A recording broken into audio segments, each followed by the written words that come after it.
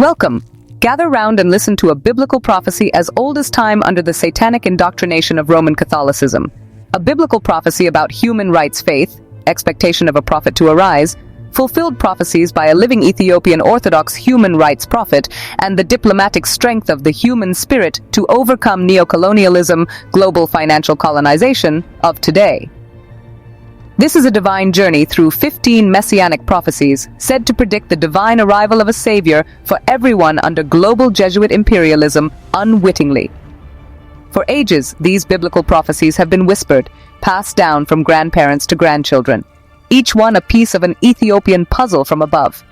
And now those pieces have finally come together in the information age of the 21st century today? What if the biblical prophecies have come true with divine wisdom from the land full of ancient wisdom, Ethiopia? Welcome to our revelation of the 15 Messianic prophecies fulfilled by the Ethiopian Messiah, our savior for all who are registered under neo-colonial financial tyranny today. Let's travel together to the heart of these old biblical pronouncements, uncover their secrets, and see how they're happening right now. This isn't just a biblical prophecy from the past. It's a human rights wake-up call for its fulfillment with a living Solomonic remnant, heir apparent, in collective unity. It's a human rights call to see that these biblical prophecies are happening now, and to embrace the universal hope, the spiritual togetherness, and the sovereign power to change things at the UN in the interests of the will of the people in collective security, all for one Creator and one Creator for all. This is a biblical prophecy for our time, a biblical prophecy for everyone to stand up together as living co-heirs in human rights solidarity. This is the biblical revelation of the Ethiopian Messiah in essence, return. Our journey starts with a spiritual, intellectual rebirth, not in a simple stable, but in a place of spiritual nourishment.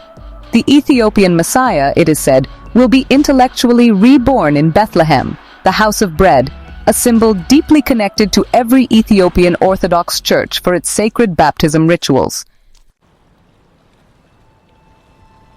The prophecy talks about a human rights messenger, someone preparing the way for the Ethiopian Messiah to arise today. And in the heart of Ethiopia, we find him, Emperor Haile Selassie I, Elijah, our UN lawgiver of the 20th century, a hero for human rights liberation theology, a sovereign voice for those who couldn't speak up under neo-colonial Jesuit tyranny in a modern world of bankruptcy. He will become a sovereign king, chief ruler unto oneself, not on a powerful horse, but on a humble donkey. The prophecy echoes his actions through time, showing humility, peace, and turning away from worldly power under the geopolitical Jesuit system of neo-colonialism in reality. From the people of African descent he trusted, a betrayal happens. A friend, someone close, turns against the Ethiopian Messiah, a sad reminder that even the divine will face treachery. The prophecy talks about a deal, a betrayal paid for with 30 pieces of silver.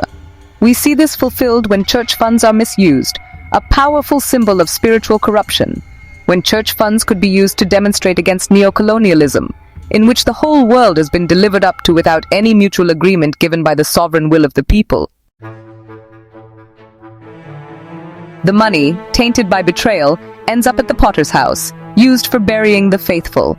A solemn reminder of the cycle of life, civil death, and being spiritually reborn again in private humanitarian diplomacy. The ancient city of Aksum, the spiritual heart of Ethiopia, sees a rebirth of a living Solomonic remnant. The Ethiopian Messiah rises, embraced by the Ethiopian Synod and Crown Council in political exile, to be crowned with the weight of destiny in the metaphysical fulfillment of biblical prophecy. For speaking the biblical truth to those Jesuit-taught politicians in positions of government power, for challenging the dysfunctional way things are under neo-colonialism, global financial colonization, the Ethiopian Messiah faces resistance from his Orthodox family members due to their human rights ignorance. His words, rooted in biblical truth, become a human rights light against global Jesuit deception today. Silence, not because of international political weakness, but as a sign of divine unity.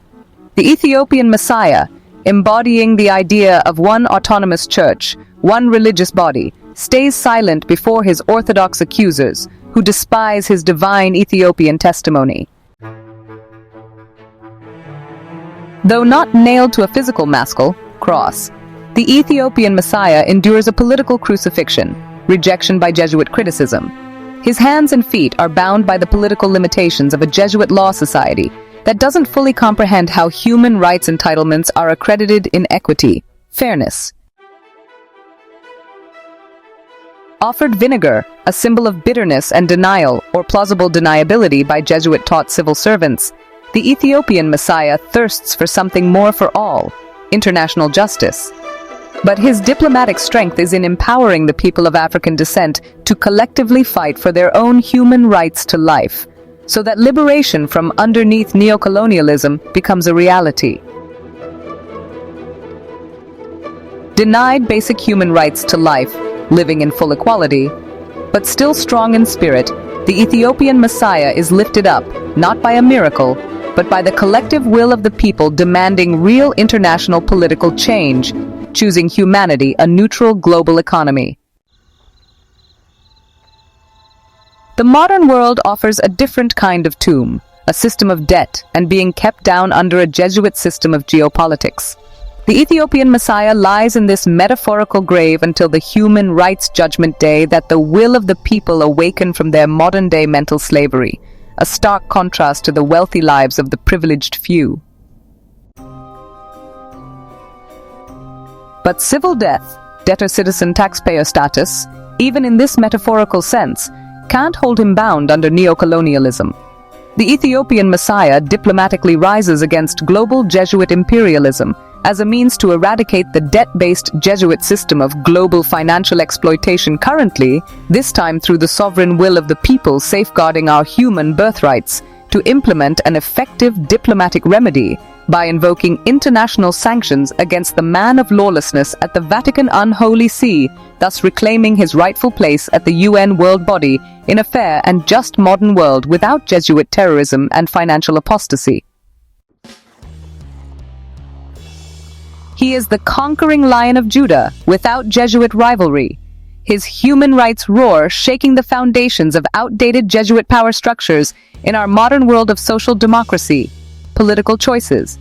The Ethiopian Messiah's words to impose international sanctions against the man of lawlessness at the Vatican, his very presence against neocolonialism, become a sovereign force for global change without further delay. Thank you for witnessing this revelation through the fulfilled prophecies of the Ethiopian Messiah today, who is the risen Solomonic remnant to overcome whitewashed Jesuit lies with his divine Ethiopian testimony today. We've seen how ancient predictions are coming true in our time, how destiny is shaping history. But this isn't the end of the world. It's just the beginning once we, the people, eradicate neocolonialism. Because the fulfillment of these prophecies isn't something to just watch on TV while disconnected politically. It's a human rights call to international political action to eradicate neocolonialism together in human rights solidarity. It's a human rights call to embrace the message of political unity, of international justice, of inherent human dignity that the Ethiopian Messiah represents as a sovereign Ethiopian monarch with moral conscience, knowing right from Jesuit wrong and choosing human rights, and reasoning ability. Together, we can hash end Jesuitism now and create a new era of global unification under international human rights law in our modern world of social democracy. Let's listen to the human rights call, embrace the human rights messenger, and work together as equals to create a modern world worthy of the new heavens and new earth prophecies. Give thanks for your cooperation. If you need more information, please contact kingdomofdebrazate2020@gmail.com in Human Rights Solidarity. Selah.